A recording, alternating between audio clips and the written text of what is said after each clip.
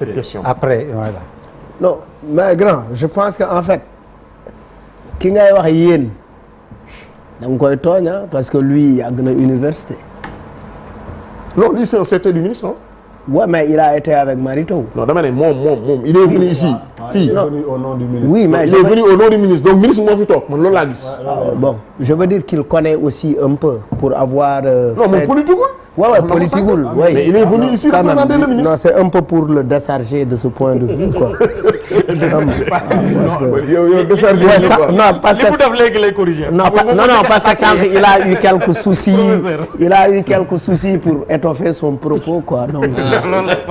Bon, Malal est en train de se racheter. Non, sama grand la. Bien que ci ñaari wax bi nag ci ñaari wax yi des fois tu peux avoir benn idée de tendance par rapport ak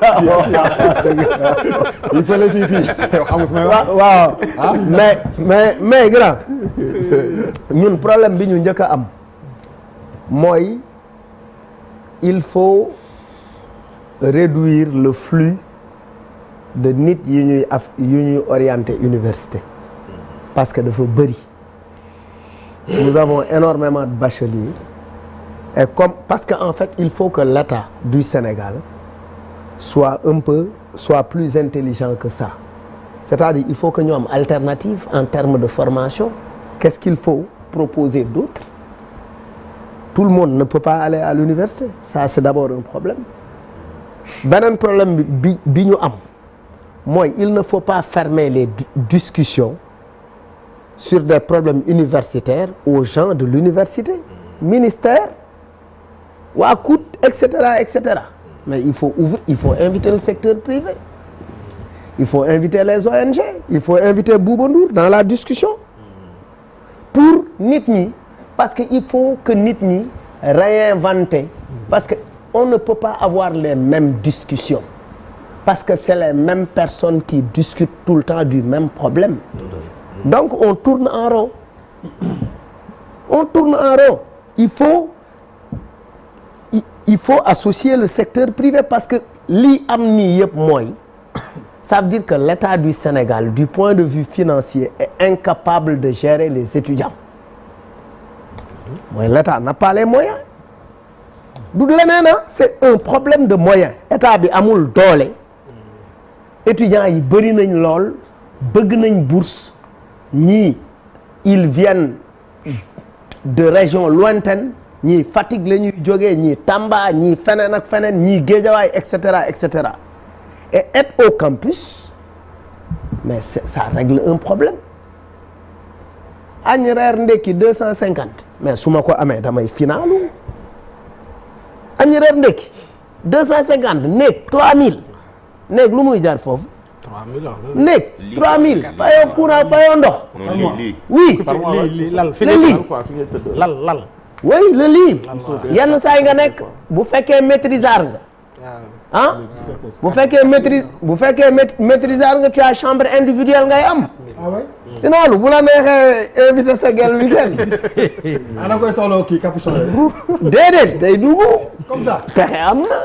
non demeetul noonu de. ah non université dugg fa yomb na waay. non gars yi non arrêtez. sinon non attends da ngay budget mooy lan sinon daaw gars yi dinañ taal bibliothèque. demeetul noonu mooy demetul noonu. dugg bi yombatul en tout cas c'est contrôlé. sécurité bi day ko dégg rek. non demeetul noonu. en réalité nekkatul chambre individuelle bu nit mën a am liberté bi. chambre yi dañ koy. oui mais bu fekkee nit ku siis nga nag. mais même dugg bi. fekkee sa néeg bu ko mais malal même dugg bi yombatul aussi comme man nii wooy mënatuma ñëw rek ne damay dugg. non sécurité bi. d'accord mais li ma bëgg a non li ma bëgg a continue mooy jamono day dox ubbi leen waxtaan yi woo leen ma man ci waxtaan bi woo leen ci Buuba woo leen ci ñoom Moundiaye Cissé woo leen ci waa Orange woo leen ci waa Yaas woo leen ci waa Eiffage woo leen ci toutes les multinationales qui opèrent dans ce pays-là et on essaie de voir woo leen ci effectivement les entreprises alimentaires ñiy defar meew ak beurre ak diwlin ak suukar woo leen on peut trouver des solutions c'est-à-dire pour man on reste ci ay formats yu classiques et tant qu'on reste dans ces formats classiques là on ne règle pas le problème maintenant dire que man par exemple bi nga nekkee délégué doon nga taal mais aujourd'hui en tant que facilitateur doo taal bi nga nekkee délégué doon nga taal mais le langage change selon la position taalo non man sama langage du changer de. oh non grand mais je veux dire tu ne diras pas aux étudiants tàngal oui jaar nga fii mais c'est ce que je dis j'ai un grand problème parce que tàngaloo maintenant xam nga souvent maintenant JPS négociateur nee na la ñoom ñaari forme de lutte lañ am dem au front wala ngente tubaab ngente tubaab aussi boo ko defee lépp loo yàq rek tu donnes à l'État un prétexte parce qu'il te dit écoute yàq nga mais finalement xaalis bi ma prévoiroon pour régler ce problème dama koy réparer nangam vous ne pensez pas que la réhabilitation de la bibliothèque universitaire aujourd'hui bi nga xamante ne taal nañ ko pendant les manifestations vous ne pensez pas que la réhabilitation aussi va impacter les bourses des étudiants pour man et puis ñu ngi ci situation de précarité et chaque Sénégalais a une responsabilité de contribution citoyenne loolu mooy dëgg naka la ñuy def pour wut des solutions étudiant bi am lu mu bàyyi mën na nekk étudiant bi aussi c'est un bon citoyen il fait partie de ceux qui élisent étudiant bi dafa jouer un rôle important dans l'élection de nos actuelles élites politiques. Absolument. De ceux qui sont au pouvoir ils ont joué un rôle fondamental. Absolument. bi ñu convoqué le premier ministre à l'époque nekkul woon premier ministre bu ñu ko convoqué quand il choisit l'itinéraire de l'université c'est pour compter sur les étudiants en termes de mobilisation. loolu war na tax état aussi bàyyi xel mais aussi war ngeen xam ni dëkk am na fu muy toll chacun dafay bàyyi dara c'est pas pour dire que non dañuy bàyyi souvent du affaire u tapette affaire loolu la ñuy bàyyi. est-ce que état dafa dellu ginnaaw si loolu mu waxoon bi état duggee woon daf ko def wala defu ko. c'est la continuité des problèmes. voilà non problème bi mooy bourse yi ñu waroon fay ñu ko ba léegi. fayuñu ko ba léegi. li ñu diggoon defuñu ko ba léegi. ak moom lenn di ca yokk. waaw mais à part leneen li mooy li ñu waxoon defuñu ko. defuñ dara waaw léegi te loolu dañu diggee woon dañ ko def moo taxoon affaire bi wàcc du loolu. wala. non c'est une question simple ah. déggewuñ li état juboo woon ak yéen. xam nga temps yee passé yëngu woon na. ba gars yi toog ba waxtaan. ñu ne dañuy commencer fay est-ce que état engagement yooyu mu jëloon respecté na ko wala respecté wu ko. surtout maam xam nga tey la fois dernière. li ñu ñëwoon wax fii nii. jàkkaarloo bi. waaw maanaam mooy rappelu étudiant master 1 yi. waaw muy 715 000. waaw ñoom dañoo waxoon ni moom li muy wax léegi nii je voulais revenir largement sur ça parce que boo nee. waaw mais man sama question pour ma mën a développer quoi après nga doog ko doon. loolu ñoom dañoo wax dañ koy fay du inclure ko ci biir mensualité yi. waaw fay leen ba 2027. ñoom loolu la ñu waxoon.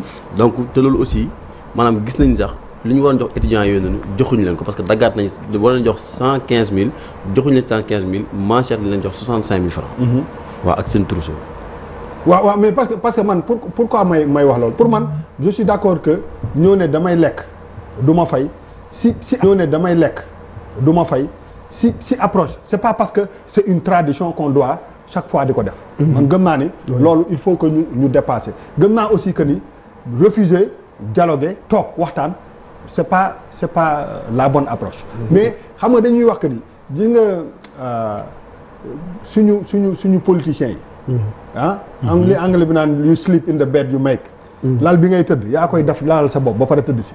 parce que ñii ma la wax na ko fii nguur bu bees bi dañu gis que ni jeunesse bi ak étudiants yi di ko revendiquer en plus que dañoo xeex ba ngeen falu. ce qui n'est déjà pas normal pour man milieu étudiants yi dañ ci war a seppi politique ku nekk jël sa yoon benn étudiants yi wala ñu revendiquer une victoire de quelques politiciens que ce soit. Oui. Pour man. Oui. Parce que dafa war a nekk dañ ko war a libérer. bu ñu jàngale c'est pas pour utiliser ko politiquement. mais par exemple su fekkee ni aussi yow ci sa kàddu ah moment bi ngay wut réew mi étudiants yi dañuy gis que ni ci sa wax ñoom dañ ci doon identifié wu. tu n'as pas effectivement le droit de faire moins que ñi fi nekkoon. boo faloo. oui. moo tax ma ne la you slip in the bed you make. yaay diggee loo xam ne tey jii nii étudiants yi peut-être que luy yegg seen frustration yi mooy yaakaaroon nañ ni effort yi président Macky Sall def yëpp ñii bu ñu ñëwee dañ koy doubler. donc déception dafay gaaw parce que Sénégal la ñu nekkoon gis nañu un peu effectivement taxawaay bi nga xam ne étudiants yu bëri dañ ko taxawoon ci avènement wu quand même régime bu bees bi loolu kenn mënu ko dindi. léegi bu ñu demee 2 ans après ñoom ils se retrouvent si benn situation boo xam ne peut-être ils se disent que sax ki fi nekkoon li mu def ñii defuñu ko ça pose un problème. moo tax ci programme mu politiciens yi dafa baax ci ay sujets lu mel ni enseignement supérieur. ñu leer bañ a tout le temps éducation en général rek bañ a tout le temps jël benn voix populiste di wax jeunes yi du leen neex. xam nga ñii parce que régime bi am na moment yu bëri yoo xam ne saa yu université yi génne ñoom ñooy njëkk génn fustiger li nga xam ne ñoom la fi régime bee doon def donc yow boo ñëwee yaakaar boobu tax na ñu étudiants yu bëri peut-être dem voter la xeex taxaw effectivement bu Ousmane Sonko bëggoon jaar yoon boobu université moo tax bu fa université nekk loon du fa jéem a jaar donc benn moment à un moment tu as compté sur ces gens là donc ñoom retour bâton bi rek dañuy xaar bu ñëwee mooy que boo ñëwee tu n'as pas le droit de faire moins que ki fi nekkoon. léegi c'est quoi le problème est-ce que vous avez l'impression que ñii fi nekk nii dañuy def moins que ñi fi nekkoon c'est parce que bu boobaa problème day am wala lu bees la à partir de maintenant ñu war a négocier affaire ngeen war a toog wax ak ñoom li nga xam ne ay acquis la ngeen conserver ko mais li nga xam ne dañ ko war a dem ba ci kanam waru leen refuser quand même toog ak gars yi. ak nguur gi fi nekk parce que effectivement directeur bourse. yàgg na ñoo toog fii nekk dans les dispositions de discuter est-ce que c'est lui qui détient un peu les décisions majeures je ne pense pas moom peut-être day exécuter rek mais état bi aussi je trouve que à un moment on a benn régime boo xam ne si situation yu bëri ñoom dañuy génn wax jël position mais je trouve que affaire bi dañ ci xaw a def nii depuis le début bi coow li amee ba léegi. on parle du ministre mais l'État et ce qui incarne l'État en l'occurrence du président de la République et du premier ministre dafa am peut-être benn taxawaay boo xam ne bu ñu ko ci taxawoon peut-être que étudiants yi sax dinañu gën a am benn résonance boo xam ne dina mën a kii mais dafa mel ni taxaw seetaan daf ci am. mooy que dañ bàyyi booy ñu gisee bu fekkee ni bàyyi gars yi ñu lekk benn wala ñaari fan mën na régler. benn situation mais je préfère faire ça et de discuter avec les gens mu continuer parce que violence moom dara li muy impacté mooy li nga doon wax sànq mooy xam nga bu benn professeur naan boo ñëwee da jàngale da nga naan ban année lay jàngale nii c'est-à-dire que ban répercussion lay am ci suñu niveau étudiants yi et c'est des choses yoo xam ne ñun ñi nga xam ne ay profanes la ñu nekk kii dañ koy constater bu ñu waxantee dëgg da ngay gis que ni des fois le niveau dafay jël tuuti dafay am problème parce que avec des situations comme ça ñuy waxu ay 250 ay étudiants yu dem toggal seen bopp ay ceeb di joxe en 2026 loolu bu impacté wul seen niveau jàng xaw ma lan moo koy impacté. lan waxante dëgg. te mënuñu si benn année tous les 2-3 mois ñu baare ko kii bi. xeex yi commencé ñu tëj ñii lakk ñii def ni mënuñu continuer sur un régime qui n'est là que depuis 2 ans. des fois tu as l'impression que c'est en fin de régime wala approche yenn élection yuy ñëw échéance yuy ñëw mooy tax sax des fois université di yëngu mais ci 2 ans yi quand même yëngu na fi lu bëri et on ne comprend pas et je pense que le régime en place jëlul affaire bi def ko son propre combat dafa mel ni dañ ko ragala parce que mbiru étudiants yi dafay lakke quoi c'est-à-dire que j'ai comme l'impression que assumer wuñ ko comme ni nga ko war a assumer carrément et ça pose un problème léegi parce que li ñu fi waxoon il y a 3 mois il n'en est pas question que ñu revenir sur quoi que ce soit parce que ñoom ñëw nañ fi wax lu leer gars yi jël ay engagement yooyu dañ ko war a respecter waruñu ci dindi dara bu ñuy discuter ci dara ñu discuter à partir de loolu dem ci kanam te su boobaa les étudiants ont l'obligation aussi quand même toog ak ñi nga xam ne ñooy COUD ak ministère beeg yooyu yëpp discuter li Malal wax c'est une très bonne idée affaire bi il faut pas nga tëj ko il faut élargir ça parce que étudiants yi saa yu problème amee am na ñoo xam ne seen yoon nekku ci ñoom dañuy fëgg seen i bunt. ñoo war a arbitrer. ñi ngi naan ku ci mën a jàpp xam nga mi ngi wax naan bonne volonté bu ci mën a jàpp nañ ñu jàppale pour ñu mën a lekk. oui donc ces discussions là des idées mën nañu émaner de foofu. tout à fait. Il y a des gens yoo xam ne peut-être que y a des gens yoo xam ne qui peuvent même faire plus pour mieux sax faciliter les 250 là mu wàññeeku.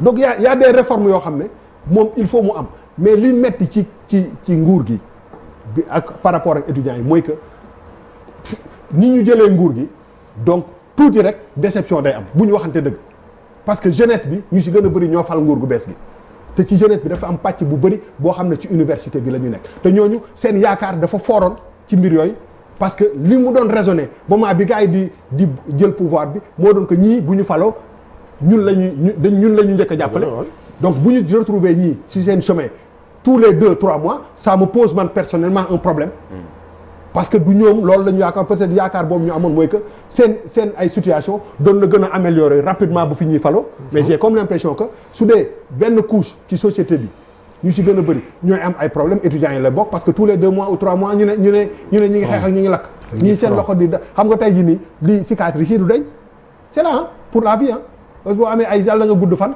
c'est da nga naan moment bi maa doon toog émission boobu ñoom Pa Bouba Ndour ak Pa Fou Malade ma le ñu ngi ne malal nekk pa bu gàtt na xam nga malal buy gën a nekk mag day gën a rétrécir ñaan pa bee ngay gis ne rappeur bu mag la woon waroon nañ jàkkaarloo. En tout cas vous avez utilisé un terme très important. xam nga léegi soo ba léegi ñuy wax. ci waxu réforme. man foofu laa njëkkee suma ay kàddu. gis nga du bourse yi la ñu war a commencer pour réformer. nañu réformer le système LMD. Le système LMD n'est pas adapté. lan mooy système LMD pour sénégalais. licence master doctorat. loolu mooy système LMD. licence 3 ans la. master 2 ans. doctorat en principe 3 ans.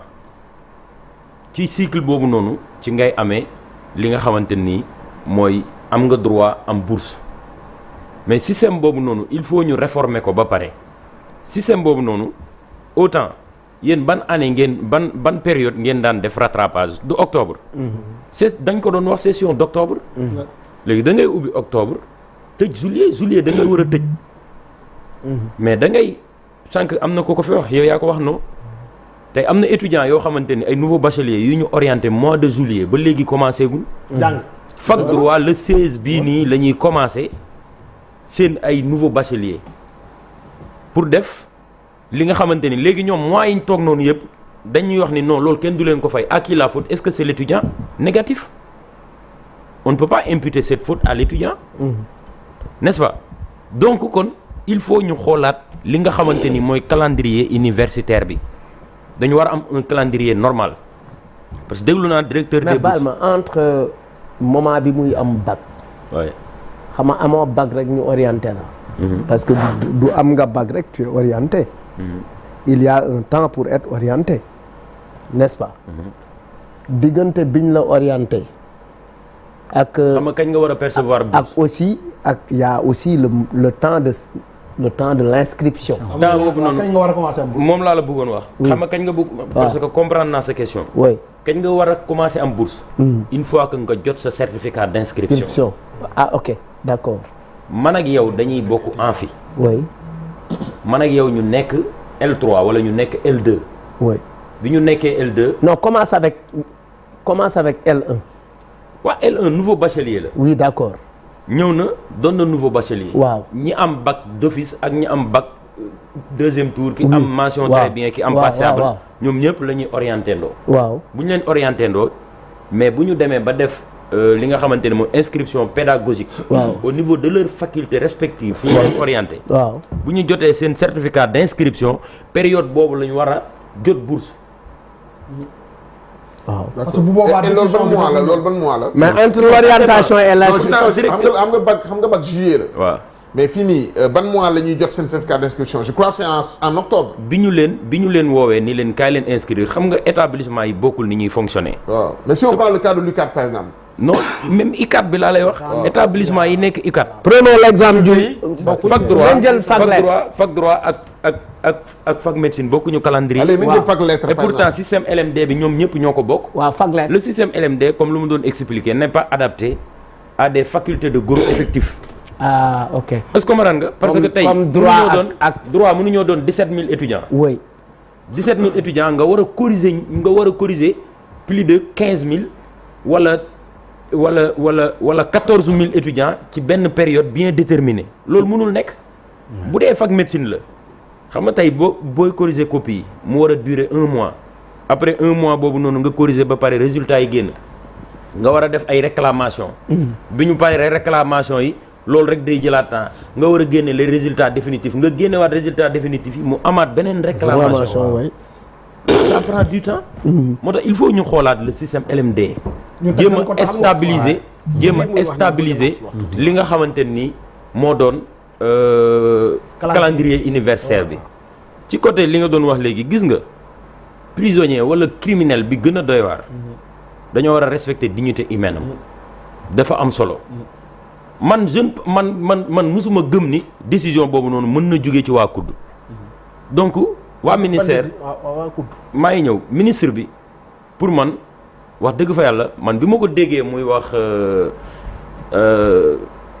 assemblée nationale bay wax ba ni étudiants yi sama ay doom la ñenn ñi maa leen di jàngal ma ne kii ku am yërmande la mais bu mu jël décision boo xamante nii day woo directeurs yi ni leen tëj leen restaurant yi parce que ñoom aussi bu ñu leen ko waxee automatiquement dañ koy def ils vont exécuter donc loolu noonu question dignité humaine la ndax rafetul étudiant di génn gis naa ñu koy estati étudiant boo xamante nii da ngay dajeek moom ci couloir yi mu lay ñaan ni la dooma may ticket bu ma xewloo moo tax dafa baax buuba yéen ñii ngeen di ñëw université di comprendre di xam lan la étudiant yi di dund il souffre gis nga l'éducation n'a pas de prix ndax dégg naa léegi tonton bi wax ko professeur lu am solo nga wax état bi moom mooy subventionné li nga xamante nii mooy restauration bi mais ils ont fait leur devoir contribuable bi moo joxe loolu mayewuñ ko saraxewuñ ko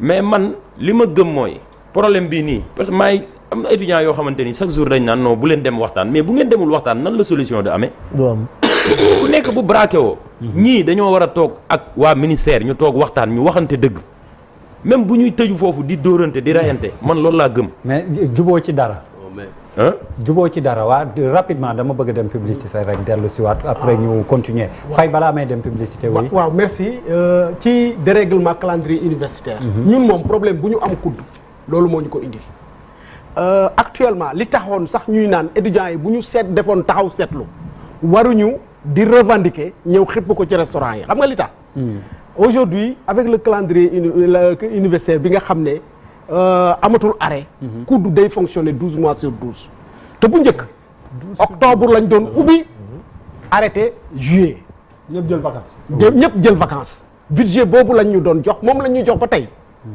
comme moom la ñuy jox ba tey nag ça ne change pas. ça ne change pas. Ah, ok. te actuellement avec le dérèglement du calendrier universitaire vous avez kudd 3 mois de dafa plus. obligé di toggal étudiants yi 12 mois sur 12 Ah, ok. restaurant du mës a tëj Alors que 9 donc mois étudiants yi dañu ne bu ñu xooloon loolu rek du ñu mës a taxaw tey ne dañuy def ngénte tubaab parce que manque ay dafa am dañuy wuti préval beneen fonds yoo xam ne dañuy pour ñu mën a continuer di leen servir lu weesu loolu ci wàllu restaurant ñoom xam nañ restaurant dans les campus universitaires moo nekkoon problème bi gën a fondamental ci étudiant boo demoon il y a de cela quelques années que yi dañ doon ñëw ci benn restaurant xool une file indienne que bi ay kilomètres étudiants yi di xaar perte temps bu rëy am sax ñoo xam ne dañuy tardé wala ñoo xam ne dañuy génn ci rang bi dem jàngi parce que du ñu bëgg a tardé mais actuellement tout ce problème là réglé nañ ko étudiants yi defal nañ leen comme le truc du paiement là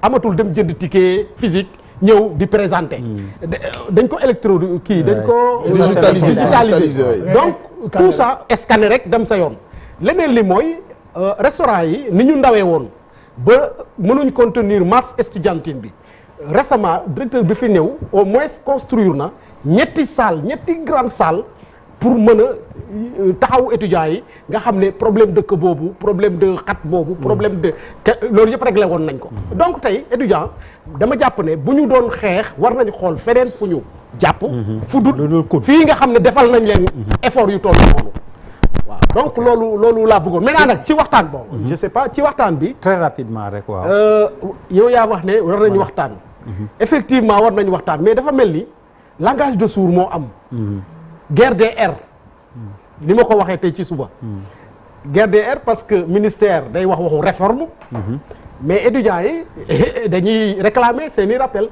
di réclamer respect acquis donc ci loolu il faut ñu toog waxtaan ministère li ñu bëgg a def na ko étudiants yi xam parce que étudiants yi am na lu ñu génne ci biti may ne moom la leen di ministère di waajal ñoom tontu wuñ ci alors tontu wuñ ci professeur Sène maa ngi doon wax ak le chargé de communication ou direction des bourses Diène Ngom que nous saluons au passage gunge la ba fii ci émission bi effectivement il expliquait que au lieu de réforme c'est plutôt une réorganisation loolu aussi lan nga ñu ci mën a indi comme waaw est-ce que mën nga ma may quand même parce que bëri